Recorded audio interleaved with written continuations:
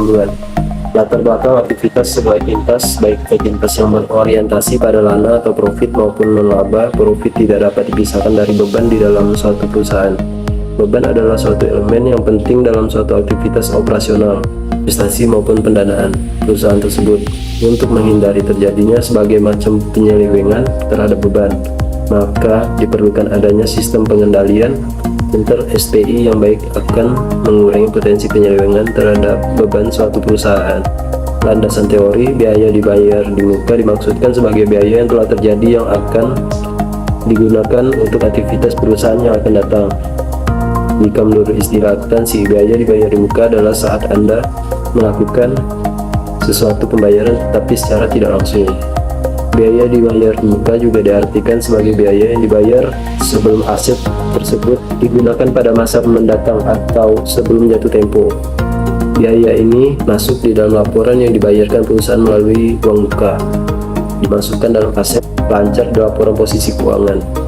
Definisi biaya dibayar di muka adalah biaya yang belum menjadi kewajiban perusahaan untuk membayar pada periode saat ini, namun perusahaan sudah membayar terlebih dahulu.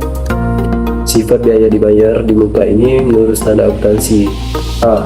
Biaya dibayar di muka dimaksudkan sebagai biaya yang telah terjadi yang akan digunakan untuk aktivitas perusahaan yang akan datang. B. Bagian dari biaya dibayar di muka yang akan memberikan manfaat untuk beberapa periode dan klasifikasikan sebagai aktivitas tidak lancar. Dan contoh dari perkiraan yang biasa digolongkan sebagai biaya dibayar di muka adalah premi asuransi, sewa dibayar di muka untuk masa 1 tahun yang akan datang, dan biaya lain dibayar di muka, misalnya biaya iklan di radio televisi yang berdasarkan kontrak.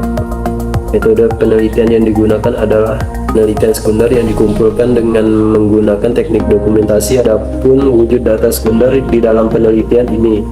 Pembahasan biaya bayar di muka adalah biaya yang belum merupakan kewajiban perusahaan untuk membayarnya pada periode yang bersangkutan, namun sudah dibayarkan terlebih dahulu dan barang atau jasa atas pengeluaran tersebut tidak langsung diterima pada saat itu juga.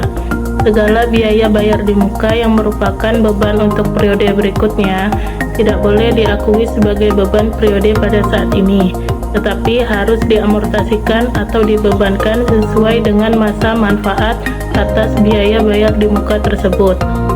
Selanjutnya, jenis biaya bayar di muka. Yang pertama, sewa gedung atau kendaraan, biaya asuransi bisnis kecil, biaya untuk gaji dibayar di muka, biaya beban bunga dibayar di muka, beban pajak, tagihan utilitas, iklan bayar di muka, dan yang terakhir lisensi biaya bayar di muka. Intinya, semua jenis pembelian barang atau jasa yang kamu lakukan dan kamu telah membayarkan sejumlah uang sebelum menggunakannya, maka dianggap sebagai biaya bayar di muka.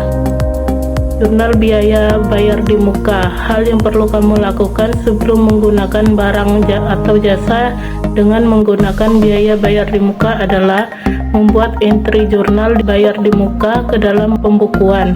Sebelum membuat jurnal ini, kamu harus paham bagaimana setiap akun dipengaruhi oleh debit dan kredit. Pada dasarnya, aset dan biaya akan meningkat melalui debit dan akan dikurangi dengan kredit. Ekuitas, liabilitas, dan pendapatan akan ditingkatkan oleh kredit dan dikurangi debit. Di sini ada hasil analisa laporan keuangan dari CV Kuala Montan Group. Laporan PT Cash DC KUB 03 periode Oktober 2022.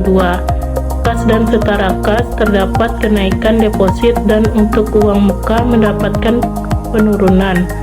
Perselisihan antar kas dan setara kas deposit BBM dan uang muka bayar BBM adalah 350.000. Selanjutnya, untuk kas dan setara kas deposit keamanan dan kebersihan dan uang muka bayar keamanan adalah 50.000.